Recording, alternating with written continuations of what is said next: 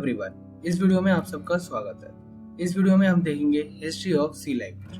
तो चलिए स्टार्ट करते हैं। सबसे पहले हम देखेंगे what is C language. C language क्या है? C is a general purpose, procedural and well structured programming language was developed in 1972 by Dennis Ritchie at Bell Laboratories of AT&T American Telephone and Telegraph located in the USA।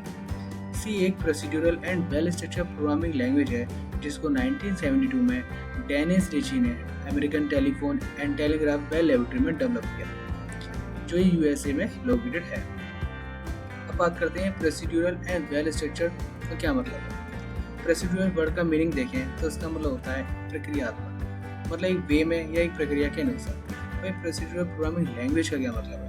ये एक type की computer programming language होती है जो कि एक programme को लिखने के लिए वेल स्ट्रक्चर्ड स्टेप्स की सीरीज को स्पेसिफाई करती है।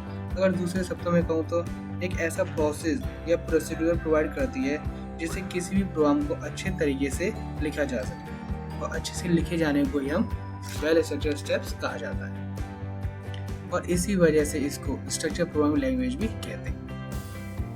Then Dennis Ritchie is known as the founder of the C language। Yes, Dennis Ritchie C language के founder है। It was developed to overcome the problems of previous language such as B and BCPL and etc। जो इसे previous जो language थी इससे पहले B and BCPL, उनमें जो problems थी उनको कम करने के लिए ये language develop की गई थी। Then initially C language was developed to be used in Unix operating system। शुरुआत में C language जब डेवलप की थी वो Unix operating system के लिए डेवलप की गई थी। यह एक्चुअली में सी प्रोग्रामिंग लैंग्वेज को सिस्टम एप्लीकेशन क्रिएट करने के लिए डेवलप किया गया था, जो कि डायरेक्टली हार्डवेयर डिवाइसेस होते हैं जैसे ड्राइवर्स के साथ आसानी से इंटरेक्ट कर सकें। Then it inherits many features of previous language such as B and BCPL. जो इसके प्रीवियस लैंग्वेज थी बी एंड बीसीपीएल, उनसे काफ़ी फीचर्स लिए गए थे इसे सी लैंग्वेज को डेवलप करने के लिए। देन नेक्स्ट अब बात करते हैं सी लैंग्वेज की हिस्ट्री के बारे में। सबसे पहले एल्गोरिथमिक लैंग्वेज, जिसको सभी लैंग्वेज का बेस माना गया। 1960 में इसको डेवलप किया गया था इंटरनेशनल ग्रुप के द्वारा, और इसी लैंग्वेज में सबसे पहले ब्लॉक डायग्राम का यूज़ किया गया था, और इसी लैंग्वेज ने हमें स्ट्रक्चर लैंग्वेज का आइडिया दिया। फिर BCPL basic combined programming language, जिसको 1967 में मार्टिन रिचर्ड ने डेवलप किया था।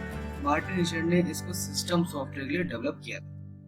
फिर बी लैंग्वेज 1970 में केन थॉमसन ने बहुत सारे फीचर्स का यूज करके एक नई लैंग्वेज बनाई जिसका नाम बी लैंग्वेज रखा गया, जिसका यूज बेल लेबोरेटरी में यूनिक्स ऑपरेटिंग सिस्टम के फर्स्ट एडिशन को बनाने के लिए किया गया था।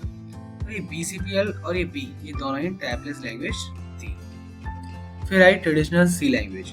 जैसा कि मैंने आपको बताया 1972 में डेनिस रिची ने AT&T बेल लेबोरेटरी में इसको डेवलप किया था, और डेनिस रिची ने सी लैंग्वेज को previous languages ALGOL, BCPL, B language के फीचर्स को इनहेरिट करके डेवलप किया था, जिसको आज हम ट्रेडिशनल सी के नाम से जानते हैं, और जिसमें बहुत सारे features data types, looping, basic syntax of loop, array जैसे पावरफुल फीचर्स जोड़े गए थे, क्योंकि इसको यूनिक्स ऑपरेटिंग सिस्टम के लिए बनाया गया था। फिर K&RC 1978 में कर्निगन एंड डेनिस रिची ने सी लैंग्वेज में काफ़ी इम्प्रूवमेंट किया और सी लैंग्वेज को पूरी दुनिया के सामने लाए। फिर कर्निगन एंड डेनिस रिची ने सी लैंग्वेज पर हमें फर्स्ट बुक दी, जिसका नाम द सी प्रोग्रामिंग लैंग्वेज रखा गया। फिर वो बुक K&RC नाम से बहुत पॉपुलर हुई। फिर ANSI सी, अमेरिकन नेशनल स्टैंडर्ड इंस्टीट्यूट, 1989 में ANSI कमेटी ने इसको रिवाइज किया था।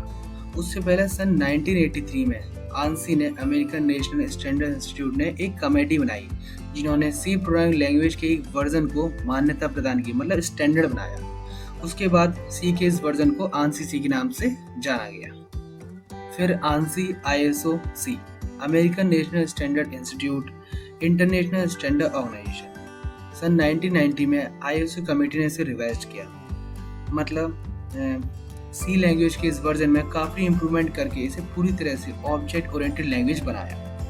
फिर सन 1990 में ANSI ISO कमेटी ने इसे पूरी तरह से सर्टिफाई किया। फिर C99 वर्जन आया 1999 में। स्टैंडर्ड्स कमेटी ने इसको रिवाइज किया था, मतलब सी लैंग्वेज का एक और नया वर्जन C99 के नाम से डेवलप किया गया था, जिसमें बहुत सारे नए फीचर्स जैसे data types, int, float, character, void, function, array use किए गए थे, जिसमें डिफ़िकल्ट से डिफ़िकल्ट वर्ड को सिंपल किया गया था। और आगे भी इसमें इम्प्रूवमेंट और नए फीचर जुड़ते रहेंगे, जिससे कि हमें पढ़ने में बहुत ही सिंपल लगे। और फिर C11 वर्जन बनाया गया, जिसको 2011 में स्टैंडर्ड्स कमेटी ने बनाया था, और फिर इसमें सुधार आगे भी चलता रहेगा।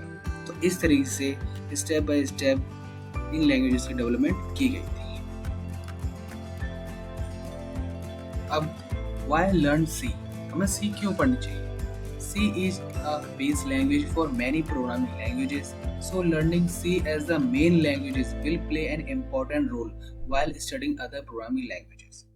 और C को एक बेस लैंग्वेज माना गया है बहुत सारी प्रोग्रामिंग लैंग्वेजेस का, और अगर आप अदर लैंग्वेजेस सीखना चाहते हैं तो वहाँ पर C लैंग्वेज एक इम्पोर्टेंट रोल प्ले करती है।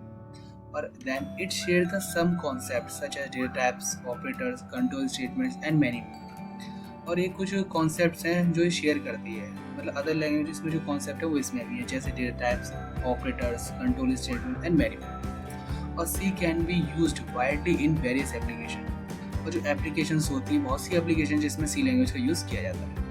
It is a simple languages and provide faster execution, ये बहुत आसान लैंग्वेजेस है और ये एग्जीक्यूशन बहुत फास्ट करती है। और यहाँ तक कि बहुत सी लैंग्वेजेस को डेवलप करने के लिए C लैंग्वेज का भी यूज़ किया गया है। तो सबसे पहले आपको C लैंग्वेज सीखनी चाहिए। अब बात करते हैं why was the C language named is C। आपने सोचा होगा C लैंग्वेज का नाम C को रखा गया, तो एक सिंपल सा रीज़न है, it was named C because many of its features were derived from an earlier language called B।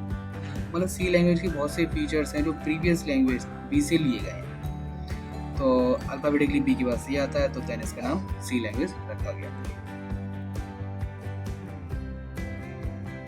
अब देखते हैं where is C language use, मतलब C लैंग्वेज का कहाँ का यूज किया जाता है।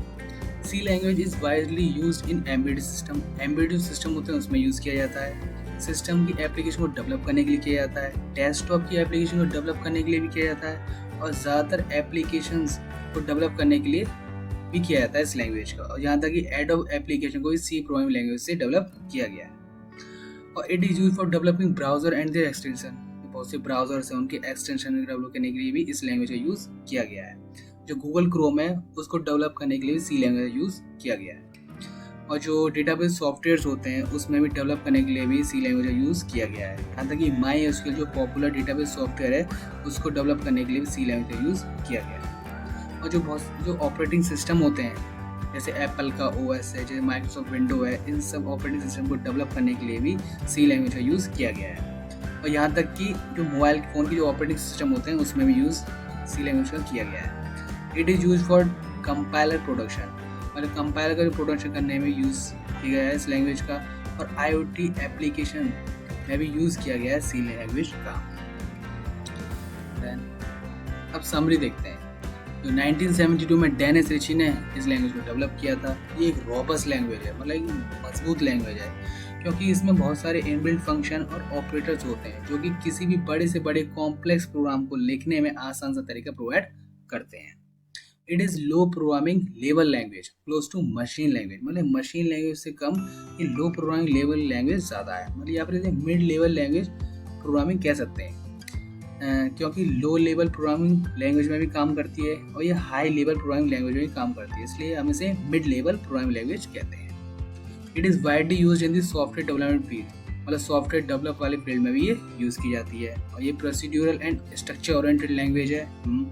It has the full support of various operating system and hardware platform, जो वेरियस ऑपरेटिंग सिस्टम होते हैं और हार्डवेयर प्लेटफॉर्म होते हैं उन्हें फुल सपोर्ट करती है। Many compilers are available for executing programs written in C। C language में जो भी प्रोग्राम लिखे जाते हैं उनको एग्जीक्यूट करने के लिए बहुत से कंपाइलर अवेलेबल है। A compiler compile the source file and generates an object file। और जो कंपाइलर है वो सोर्स फाइल को जब कंपाइल करता है, कोड को जब कंपाइल करता है तो एक ऑब्जेक्ट फाइल क्रिएट होती है। A linker links all the object files together and creates one executable file।